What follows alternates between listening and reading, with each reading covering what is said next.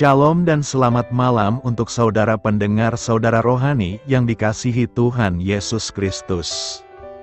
Selamat datang di renungan rohani malam hari ini. Saya berdoa agar saudara sehat selalu, semoga Roh Kudus hadir di tengah kita saat ini. Jika saudara ada yang sedang sakit, marilah kita sama-sama berdoa untuk kesembuhan saudara dan pemulihan keadaan saudara. Kita harus berharap dan tidak berhenti berpengharapan kepada Tuhan. Sebelum kita mulai renungan malam ini, marilah kita bersama-sama berdoa. Bapa kami yang di surga, Bapa di dalam nama Tuhan Yesus Kristus. Kami sungguh mengucap syukur, ya Tuhan, oleh karena Engkau sangat baik buat kami. Engkau ada bersama kami dan menopang hidup kami di siang hari dan di malam hari. Engkau ada bersama-sama dan menyertai kami. Tuhan, kami memuji dan bersyukur kepadamu pada malam hari ini kami masih bisa berkumpul di rumah kami yang kecil ini. Tuhan, saat ini kami hendak mendengarkan firman-Mu. Berilah pengetahuan dan bimbinglah hamba-Mu ini, agar apa yang Engkau firmankan dapat bekerja sesuai kehendak-Mu, buat kami jemaat-Mu. Bukalah hati dan pikiran kami untuk mendengar dan menerima firman-Mu. Kiranya firman-Mu ini dapat menjadi berkat bagi kami. Berbicaralah, Tuhan, kami sudah siap menerima firman-Mu. Di dalam nama Tuhan Yesus Kristus kami berdoa dan mengucap syukur. Amin.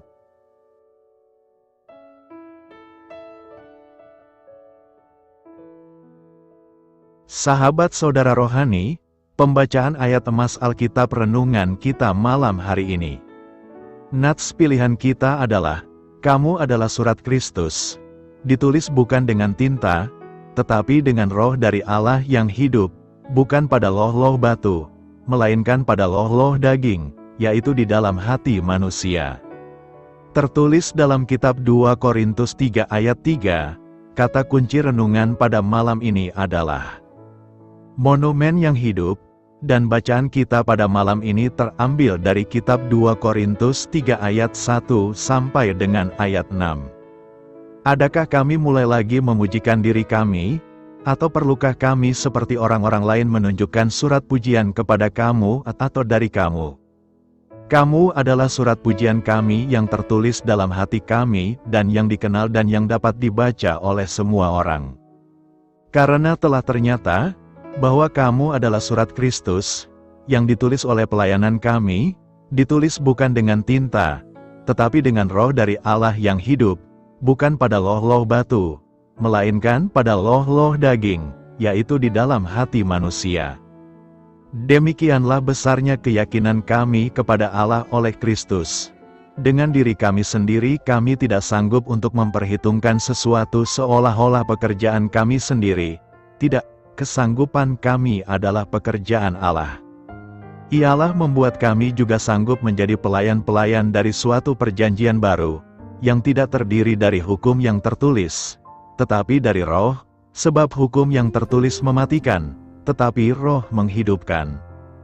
Terambil dari kitab 2 Korintus 3 ayat 1 sampai dengan ayat 6. Topik dari ayat emas renungan kita adalah hukum Allah yang tertulis di hati kita takkan pernah dapat dihilangkan dari tempat umum. Mari kita mulai renungan malam kita. Saya telah melihat beberapa laporan terkini mengenai usaha menghilangkan monumen-monumen yang mencantumkan 10 perintah Allah dari tempat-tempat umum di AS. Hal ini patut disesalkan karena monumen-monumen itu merupakan peringatan atas kebenaran, dan kebenaran meninggikan derajat bangsa. Saya percaya bahwa pemindahan tugu-tugu peringatan ini mencerminkan dasar moral kita yang mulai runtuh. Bagaimanapun, ada satu monumen kebenaran kekal, yang tak dapat dihilangkan, yaitu kebenaran Kristus yang dituliskan di hati manusia oleh Roh Allah. Orang-orang yang menyimpan perintah Allah di dalam hati, mereka akan mengasihi Allah dengan segenap akal budi, jiwa, dan kekuatan mereka.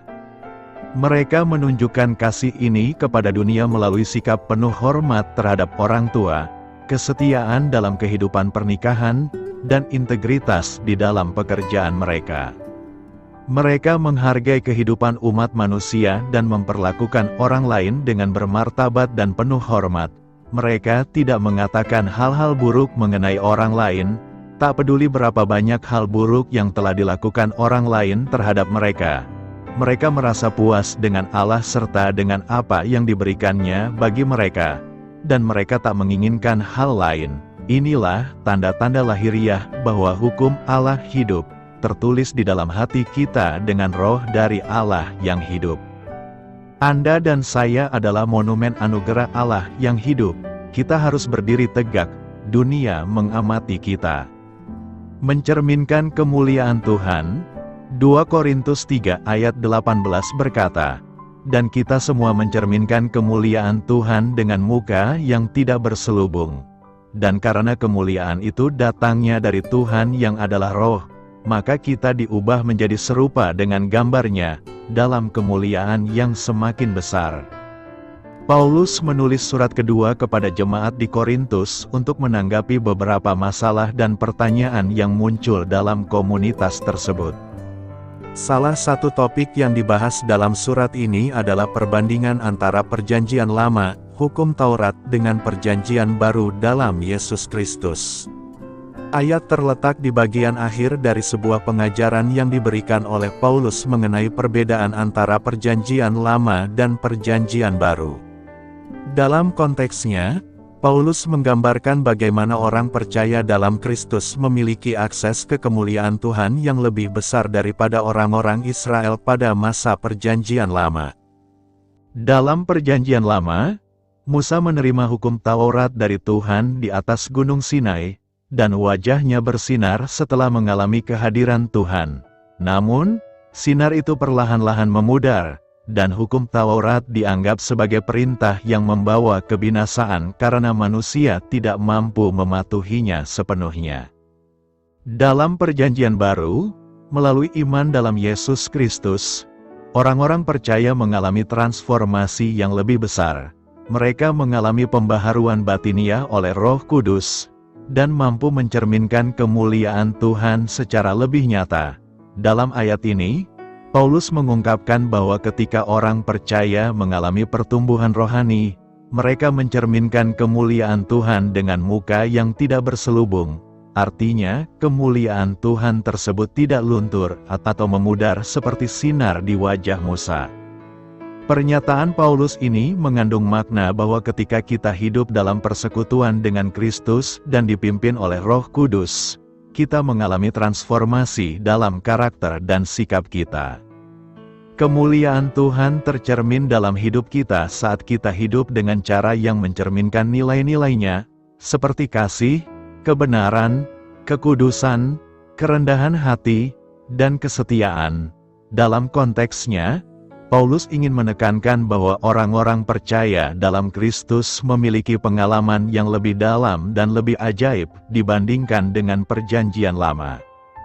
Jadi, latar belakang yang melatar belakangi Paulus menulis pernyataan tersebut adalah untuk menggambarkan perbedaan antara Perjanjian Lama dan Perjanjian Baru, dan bagaimana orang-orang percaya dalam Kristus dapat mengalami transformasi rohani yang menghasilkan pencerminkan kemuliaan Tuhan dalam kehidupan mereka.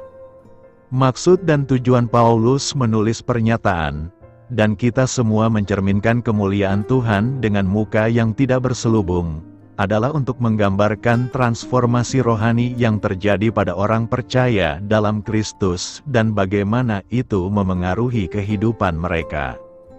Dalam konteks yang lebih luas dari pasal tersebut, Paulus membahas perbedaan antara Perjanjian Lama dan Perjanjian Baru, dan bagaimana orang percaya dalam Kristus memiliki akses ke kemuliaan Tuhan yang lebih besar.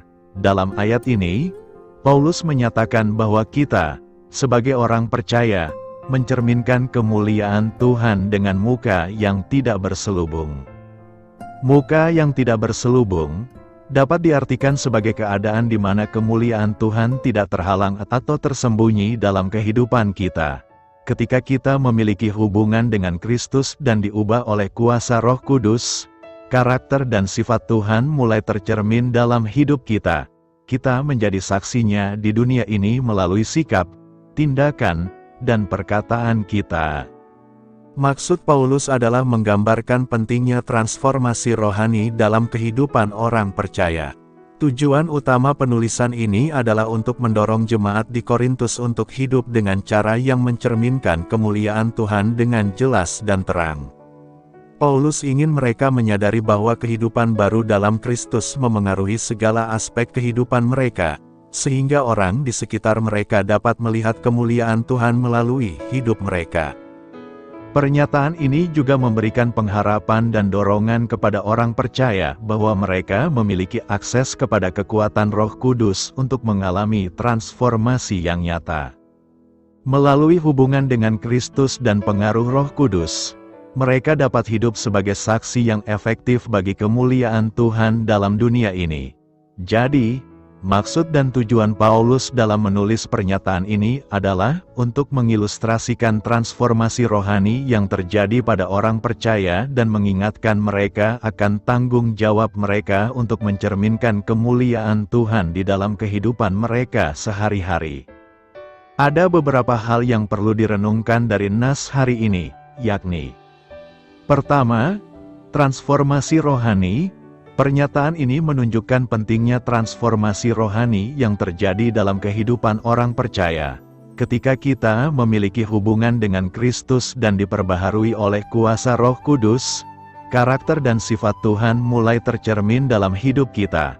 Hal ini mengingatkan kita untuk tidak hanya berfokus pada perubahan luar, tetapi juga pada pertumbuhan dan perubahan batiniah yang dituntun oleh Roh Kudus. Kedua, kemuliaan Tuhan. Paulus menekankan bahwa sebagai orang percaya, kita memiliki akses ke kemuliaan Tuhan yang lebih besar melalui perjanjian baru dalam Yesus Kristus. Kemuliaan Tuhan ini tidak hanya berarti kilauan atau sinar fisik, tetapi mencerminkan sifat-sifatnya yang agung, seperti kasih, kebenaran, kekudusan, dan kuasa. Hal ini mengajak kita untuk hidup dengan cara yang mencerminkan nilai-nilai Tuhan tersebut, sehingga orang di sekitar kita dapat melihat dan mengenalnya melalui hidup kita. Ketiga, tanggung jawab sebagai saksi. Pernyataan ini mengingatkan kita akan tanggung jawab kita sebagai orang percaya untuk menjadi saksi yang efektif bagi kemuliaan Tuhan di dunia ini. Ketika kita mencerminkan kemuliaan Tuhan dengan jelas dan terang, kita menjadi saluran melalui mana orang lain dapat melihat dan mengalami hadirat Tuhan. Hal ini menantang kita untuk hidup dengan integritas, kekudusan, dan kasih sehingga orang lain dapat tertarik kepada Kristus melalui hidup kita. Keempat, hubungan pribadi dengan Tuhan. Pernyataan ini menyoroti pentingnya hubungan pribadi yang intim dengan Tuhan. Ketika kita hidup dalam persekutuan yang dalam dengan Kristus dan diperbaharui oleh Roh Kudus, kemuliaan Tuhan dapat tercermin dalam kehidupan kita. Hal ini mengajak kita untuk menjaga dan memperdalam hubungan kita dengan Tuhan, melalui doa, bacaan Alkitab, persekutuan gereja, dan praktik rohani lainnya. Karena itu, nas hari ini mengingatkan kita akan panggilan kita untuk hidup dengan cara yang mencerminkan kemuliaan Tuhan dengan jelas dan terang di dunia ini. Di mana ada Roh Allah, di situ ada kemerdekaan. 2 Korintus 3 ayat 17 berkata, "Sebab Tuhan adalah Roh, dan di mana ada Roh Allah, di situ ada kemerdekaan." Kehadiran Roh Allah di suatu tempat atau di dalam pribadi manusia, maka Roh itu akan memerdekakan kita dari suatu belenggu dan kuasa maut dan dosa. Roh Allah berperan membebaskan kita dari jerat dan kuasa dosa itu agar kita bisa merdeka. Merdeka adalah pengharapan bagi semua orang. Tidak ada seorang pun atau bangsa yang dengan rela diperbudak oleh dosa atau orang lain. Kemerdekaan adalah hak bagi setiap orang. Nas hari ini memberikan beberapa pelajaran bahwa dengan kehadiran Roh Allah akan memberikan kemerdekaan bagi kita, seperti: pertama, di mana ada Roh Allah, di situ ada kemerdekaan dari perbudakan dosa. Semua macam perbudakan di dunia ini tidak ada yang lebih mengerikan dibandingkan dengan perbudakan dosa, Perbudakan di dunia hanya menyebabkan penderitaan yang sementara dan paling parah diakhiri dengan kematian. Namun perbudakan dosa menyebabkan kita menderita di neraka, Gehenna, terbakar dalam api yang tak pernah padam untuk selama-lamanya. Kedua, di mana ada Roh Allah, di situ ada kemerdekaan dari penghukuman dosa. Apa itu? Itu adalah kematian kekal. Itu adalah penderitaan di neraka untuk selama-lamanya. Alkitab berkata, upah dosa adalah maut, barang siapa tidak percaya akan dihukum. Namun, kasih karunia Allah ialah hidup yang kekal dalam Kristus Yesus, Tuhan kita. Barang siapa percaya diselamatkan. Dan dengan tegas Rasul Paulus dalam inspirasi Roh Kudus berkata, demikianlah sekarang tidak ada penghukuman bagi mereka yang ada di dalam Kristus Yesus. Roh yang memberi hidup telah memerdekakan kamu dalam Kristus dari hukum dosa dan hukum maut. Ketiga, di mana ada Roh Allah, di situ ada kemerdekaan dari rasa bersalah. Dapatkah batu-batu karang dan gunung-gunung menyembunyikan kita dari hari penghakiman Allah yang Maha Kuasa? Apakah batu-batu karang dan gunung-gunung dapat menutupi dosa dan pelanggaran-pelanggaran kita? Seluruh generasi atau seluruh manusia merasakan di dalam jiwa mereka bahwa perasaan bersalah dan terhakimi akan dosa-dosa ada di dalam hati. Itu adalah sensitivitas moral kita, kesadaran akan moral yang rusak dan bobrok bersifat universal. Kita adalah manusia yang telah jatuh ke dalam dosa dan sedang sekarat. Baik pikiran, hati, kehendak dan hidup kita semuanya itu telah jatuh ke dalam dosa. Orang Kristen secara positif seharusnya tidak terus-menerus hidup dalam perasaan bersalah ketika ia percaya. Orang Kristen bukan hanya diselamatkan atau dibebaskan dari perbudakan dan penghukuman, namun secara positif mereka telah diampuni atau dibebaskan dari rasa bersalah. Keempat, di mana ada Roh Allah, di situ ada kemerdekaan dari perhambaan hukum Taurat. Banyak orang jujur karena takut polisi. Banyak orang tertib karena takut dilihat orang lain. Banyak orang kelihatannya alim karena tetangganya. Seperti itulah cara hidup orang yang berada di bawah perbudakan hukum Taurat. Mereka melakukan kebaikan atau keagamaan mereka oleh karena tuntutan dari hukum, dan bukan kesadaran yang murni keluar dari dalam hatinya yang paling dalam.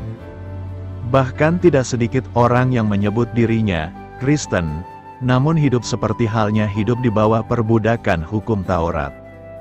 Seperti itukah kita? Jika itu adalah kita, maka kita belum merdeka. Kita belum dimerdekakan dari perbudakan hukum Taurat. Dimerdekakan dari Taurat artinya, kita hidup benar bukan oleh karena tuntutan dari sesuatu yang berada di luar diri kita, misalnya hukum, namun kita hidup benar oleh karena hati kita yang sudah diubahkan oleh Tuhan yang senantiasa memancarkan kebaikan, kebenaran dan kesucian. Orang yang belum dimerdekakan dari perbudakan hukum Taurat mungkin memiliki citra yang baik. Orang melihat dia sebagai orang yang baik, penuh kasih, alim, taat agama dan sebagainya. Namun tanpa kelahiran kembali atau dimerdekakan oleh Roh Tuhan, ia tidak akan memiliki integritas yang sejati. Ukuran watak seseorang yang sesungguhnya adalah apa yang akan dilakukannya kalau dia tidak akan ketahuan. Kelima, di mana ada Roh Allah, di situ ada kemerdekaan dari ketakutan akan kematian. Betapa banyaknya orang yang adalah budak dari rasa takut akan kematian. Separuh dari manusia di dunia ini takut akan kematian. Siapakah orang yang tidak takut akan kematian? Hanya orang yang telah percaya kepada Tuhan atau telah diselamatkan yang tidak takut akan kematian lagi. Orang Kristen sejati atau orang yang telah memperoleh keselamatan agung dari Tuhan melalui kelahiran kembali dan pertobatan sejati adalah orang-orang yang telah dimerdekakan dari rasa takutnya akan kematian yang menjadi sesuatu yang umum dalam insting kehidupan manusia. Karena itu, terimalah Roh Kudus dalam hati dan kehidupan kita, maka Ia akan membebaskan kita. Apa artinya bahwa Allah adalah Allah segala penghiburan? Terpujilah Allah, Bapa Tuhan kita Yesus Kristus, Bapa yang penuh belas kasihan dan Allah sumber segala penghiburan, yang menghibur kami dalam segala penderitaan kami, sehingga kami sanggup menghibur mereka, yang berada dalam bermacam-macam penderitaan dengan penghiburan yang kami terima sendiri dari Allah. Gagasan tentang penghiburan menyiratkan setidaknya dua pihak, satu pihak yang memberi penghiburan dan pihak yang menerimanya. Itu juga menyiratkan suatu kebutuhan, yang disebutkan dalam kitab suci secara eksklusif untuk manusia. Hewan tidak memiliki kapasitas untuk menerima penghiburan rohani. Para malaikat suci tidak membutuhkan penghiburan. Setan dan iblis-iblisnya selamanya berada di luar penghiburan. Hanya manusia, yang lebih tinggi dari hewan, lebih rendah dari para malaikat, dan terdiri dari tubuh, jiwa, dan roh, yang diciptakan dengan kapasitas untuk menerima dan memberi penghiburan, dan kita hidup di dunia, di mana kita membutuhkannya.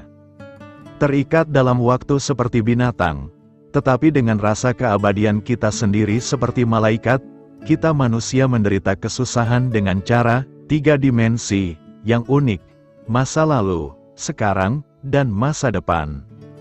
Kita mengingat kesusahan sebelumnya dan dipenuhi dengan kesedihan atau penyesalan.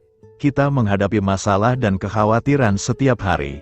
Kita merenungkan hal-hal ini dan takut akan apa yang mungkin terjadi selanjutnya. Dan di luar hal-hal duniawi ini ada sensasi yang paling menyedihkan dari semuanya.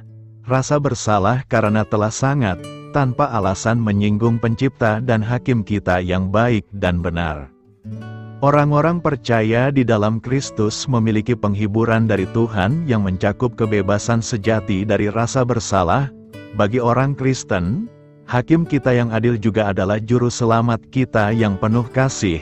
Kontras yang tajam dengan berbagai macam dewa yang jauh, kejam, atau tidak dapat ditenangkan dari dunia kuno yang ke dalamnya Paulus membawa kabar baik tentang pengampunan, rekonsiliasi, dan adopsi yang cuma-cuma, lengkap, dan tidak dapat dibatalkan. Dalam 2 Korintus 1 ayat 3, Allah disebut sebagai Bapa yang penuh belas kasihan, dan Allah sumber segala penghiburan.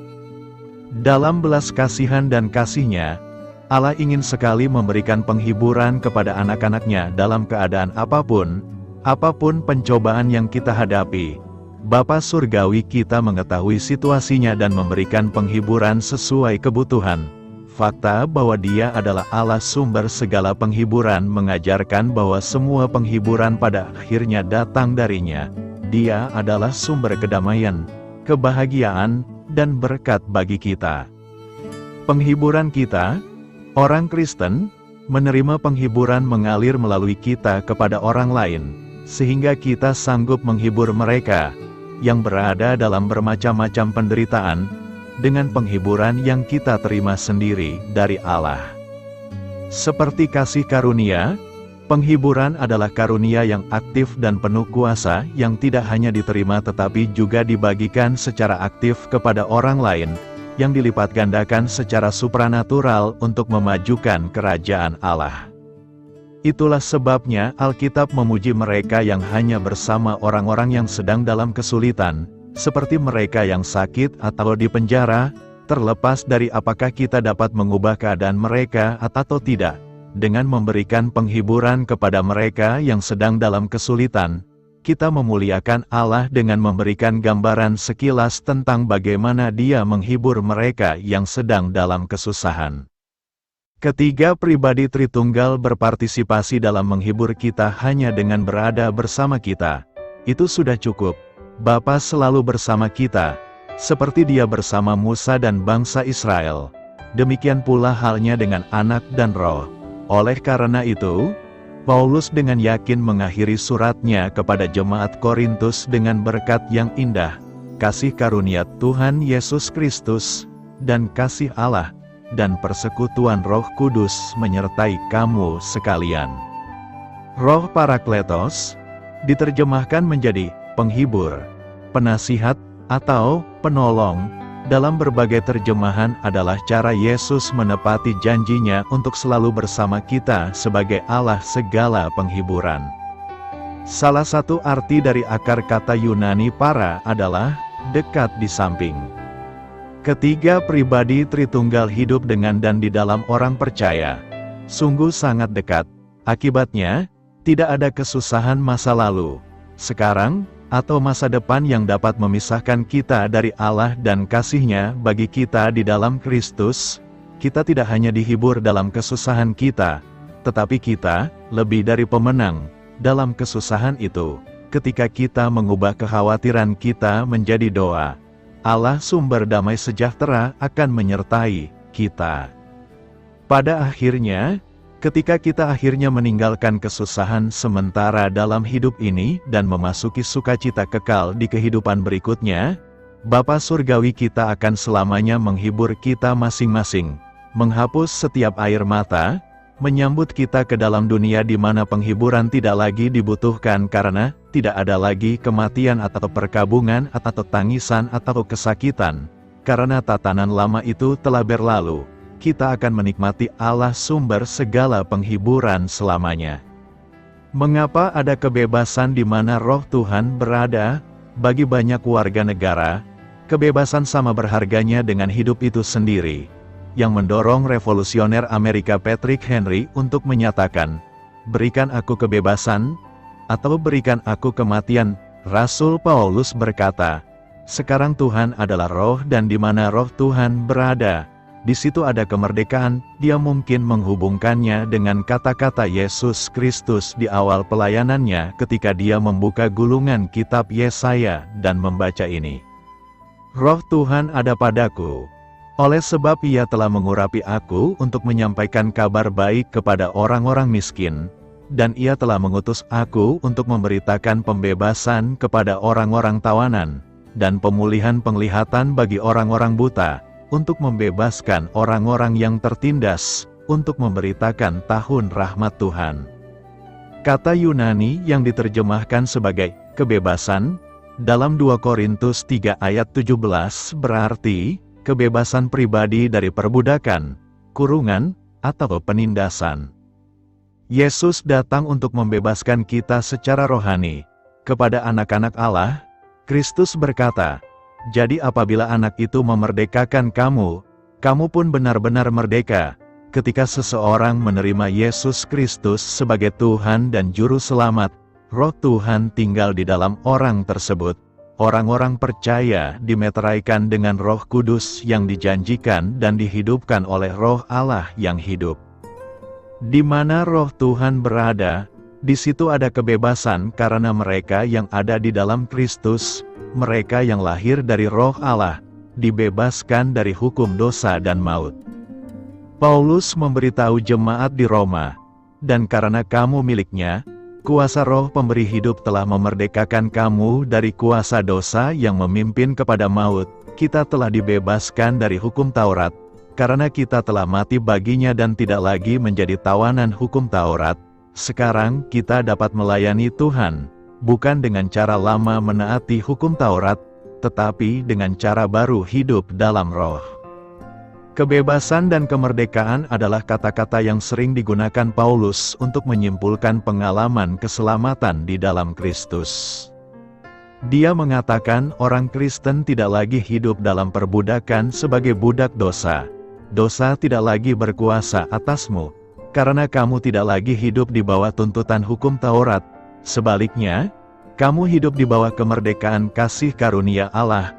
Paulus memperingatkan orang percaya untuk tidak jatuh kembali ke dalam perbudakan hukum.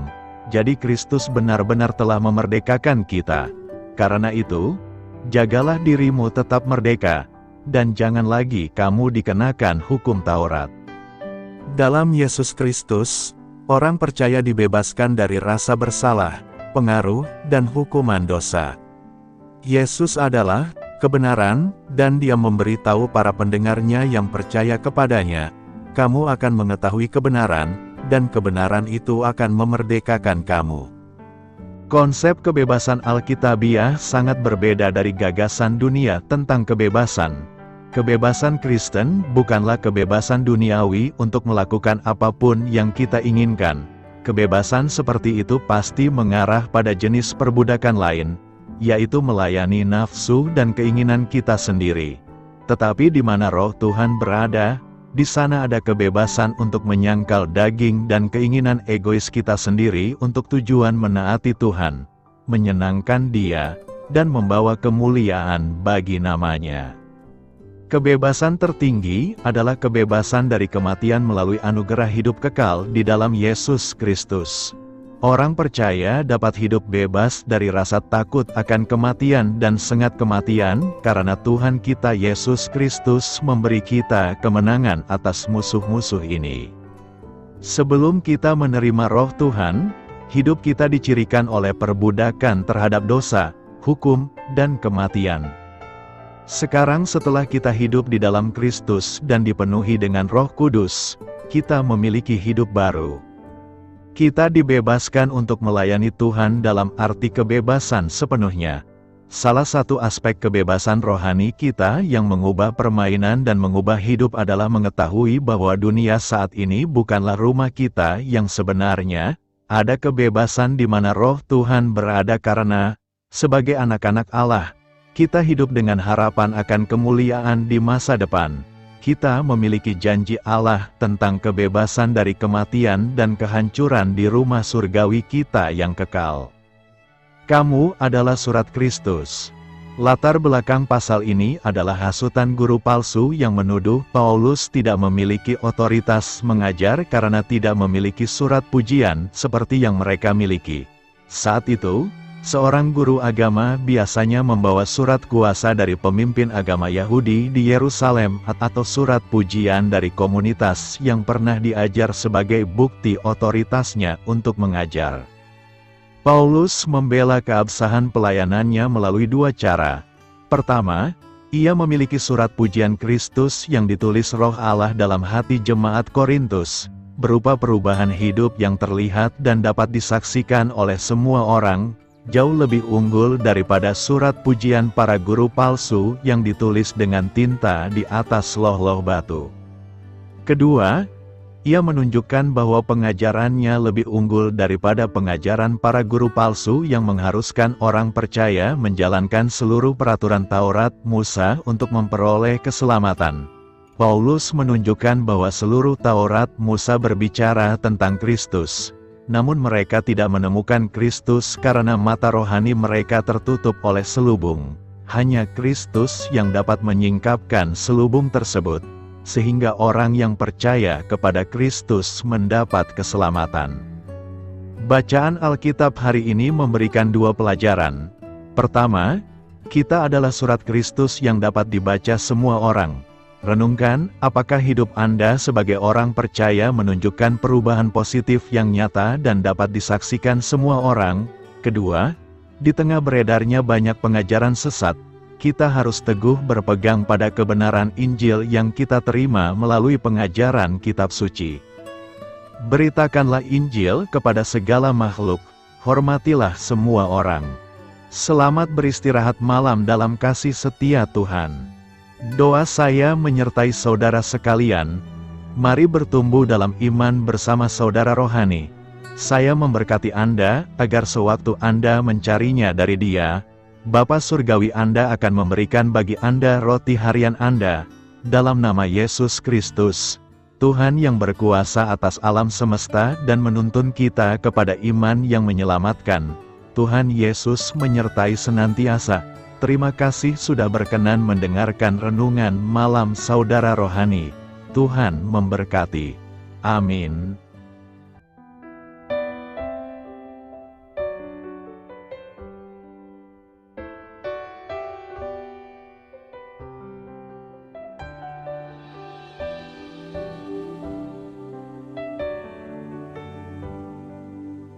Marilah kita renungkan, sahabat saudara rohani, demikianlah renungan firman Tuhan malam hari ini. Semoga menjadi berkat di dalam hidup kita dan menjadikan kita pribadi yang lebih baik. Sebelum kita beristirahat pada malam hari ini, marilah kita berdoa. Bapa kami yang di surga, Bapa di dalam nama Tuhan Yesus Kristus, kami sungguh mengucap syukur, ya Tuhan, oleh karena Engkau sangat baik buat kami. Engkau ada bersama kami dan menopang hidup kami di siang hari dan di malam hari. Engkau ada bersama-sama dan menyertai kami, ya Tuhan Yesus. Kami mengucap syukur untuk firman-Mu, ya Tuhan, yang memberikan kami kekuatan dan menyadarkan kami bahwa kami tidak perlu takut dengan gelap dan malam. Sebab Tuhan, Engkau ada bersama kami. Engkau melindungi kami dan menjadi perisai bagi kami hamba-Mu berdoa saat ini. Tuhan, untuk setiap pendengar renungan ini yang mengalami ketakutan, kecemasan, kegelisahan, pada situasi gelap dan malam hari di dalam nama Tuhan Yesus Kristus.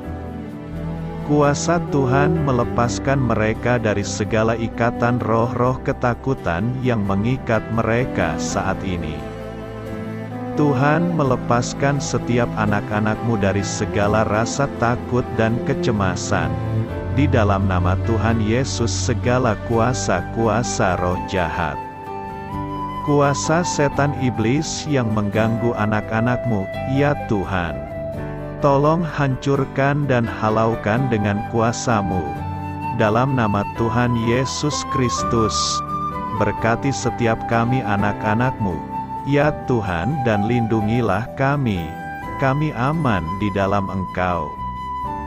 Ya Tuhan, penuhilah setiap hati kami dengan keberanian, damai sejahtera, dan sukacita serta ketenangan yang dari Tuhan.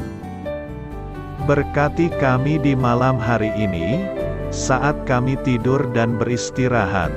Kuasa-Mu, ya Tuhan, menaungi setiap kami, memberkati dan melindungi kami.